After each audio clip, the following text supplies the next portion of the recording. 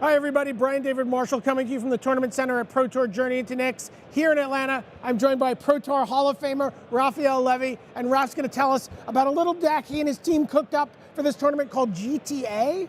What does GTA stand for? For Grand Theft Ashiok. Grand Theft Ashiok. I'm intrigued. A blue-black concoction. Let's take a look at what's going on in this deck.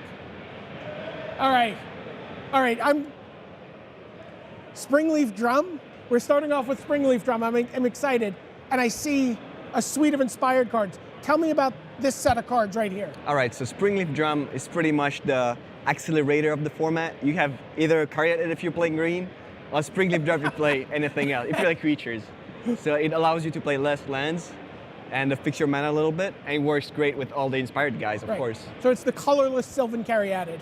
Pretty much, or the Mox. Compare it more to a Mox.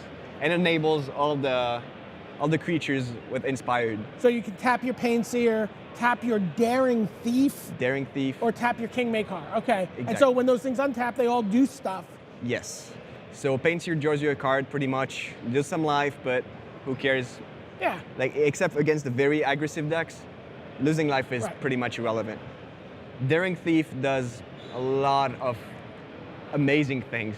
I've been attacking with the Reaper of the Wilds, with the Crusher, with the, how is it called? Polish Crusher? Polish Crusher. I've been ultimating Elspeth.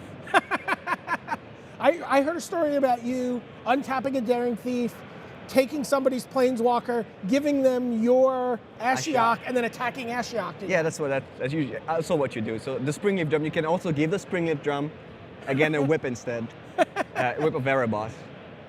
And King Macar is the king. It's real. It's a real card. It's a real card.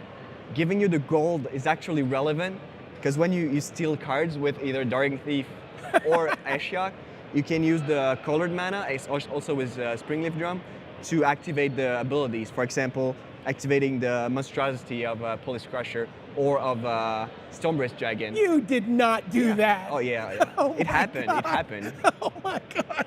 Okay, that's very exciting. So this is a very inspired deck. It's only blue-black. Only blue-black. So yes. you don't have, your lands aren't coming into play tapped. You're able to do stuff that a lot of the other decks aren't doing. The mana you have, well, we'll see the lands later. Yeah, well, let's take a look at the next slide while we keep talking about this. All right, so Brain Maggot, pretty obvious.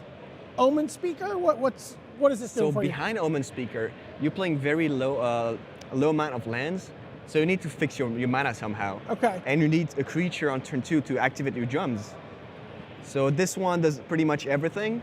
Gets you your lands, it blocks the first 2 ones, and plays some drums. And also very important, it's the worst creature you can give your opponent when you're trading with Daring Thief. You don't want to give something too good. Right. No, this one's perfect. So you don't mind giving them a Brain Maggot. You don't mind giving them an Omenspeaker.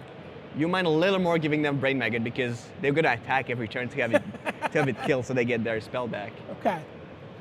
Another card. Now we've seen a lot of limited all-star cards make their debut here in Constructed this weekend. Triton Tactics. Tell me about what you've done with this card. So Triton Tactics is the trick, the one trick. So it saves your guys from Drown in Sorrow, from Bile Blight, and from early Magma Jets. The best draw you can have is Springleaf Drum, Pain Seer.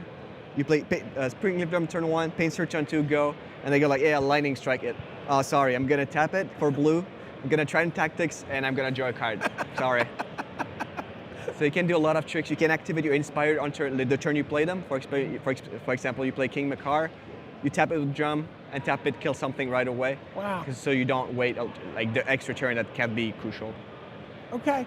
I'm becoming a believer. All right. You're convincing me. All right. Let's see the next slide here. So Prognostic Sphinx has been the all-star this weekend. Yeah. It's, people have been talking about it. We've seen it in every possible deck with blue. Is this, you talked about playing fewer lands. Is this a more challenging card for you to play than maybe for some of the other decks? It's very good against control matchups. But in these matchups, the games usually last a little longer, so it doesn't really matter if you have a low count. You're gonna get to 5 mana, and once it's in play, it's well, we've seen what it did. Right. and Ashiok is the other one. You actually need good cards in the deck. Well, the cards are good, but these cards just win by themselves. You don't need anything else. You play Ashiok on turn 3, or Prognostic on turn 4. You can actually like do it with the drum. And so Ashiok, I mean, is this something that's good against everybody, or is it really just good against this kind of like control field that you were expecting? Like you have, the deck is good on its own, but it needs a little help. You need actually to kill your opponent, and Ashiok gives you a way to get creatures and attack with them. Because your 2/1s and 2/2s are not, they're attacking, they're grinding, but you need something bigger, and that's usually... You really are relying on Grand Theft Ashiok. Oh yeah, definitely. You are stealing their creatures. The bigger, the better. What's the biggest thing you've stolen with an Ashiok? What's the most you've paid minus X? I think it was only 4. It's only 4? Maybe, I could have done 5. I didn't have the opportunity to do 5 for Stormbreath Dragon? I got a Reaper of the Wild. And that's pretty good. With Springleaf Drum, I could activate a hexproof thing. So it was like, okay, I got all the package. That's awesome. Okay, let's take a look. Moving on, obviously Hero's Downfall and Bile Blight are You need some cards. removal, yeah. Yeah, and then going on to the next slide, we get to the land. You only have 4 Scry lands. You are at the low end of the Scry pool here. You want your lands to come into play and tap. It's only 2 colors. You need both of them, and you don't want to be like, you don't want to play stuff on turn 1, turn 2, turn 3. Right. So maybe not on turn 1 since you have. Yeah, and only 22 lands total. Yeah. Okay. You don't want to draw blanks after a while. All right, let's take a look at the sideboard real quick. 4 Dark Betrayal, 2 more Bile Blights, 2 Feast of Dreams. Yeah. You need to be able to kill the black creatures because the black matchup is a little tough.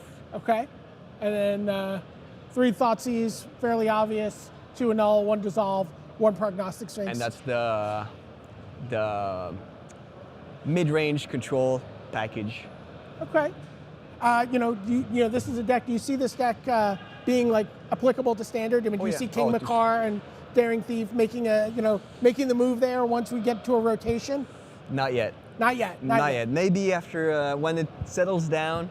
I'm gonna probably try. I gotta be honest. Oh, it's in blog. It's very good. I love this deck. I've been having fun the whole weekend so far. Awesome. Well, Raph Levy, I'm gonna let you get back out on the floor. You have one more round of fun ahead of you. For Raph Levy, this is Brian David Marshall signing off from the Tournament Center.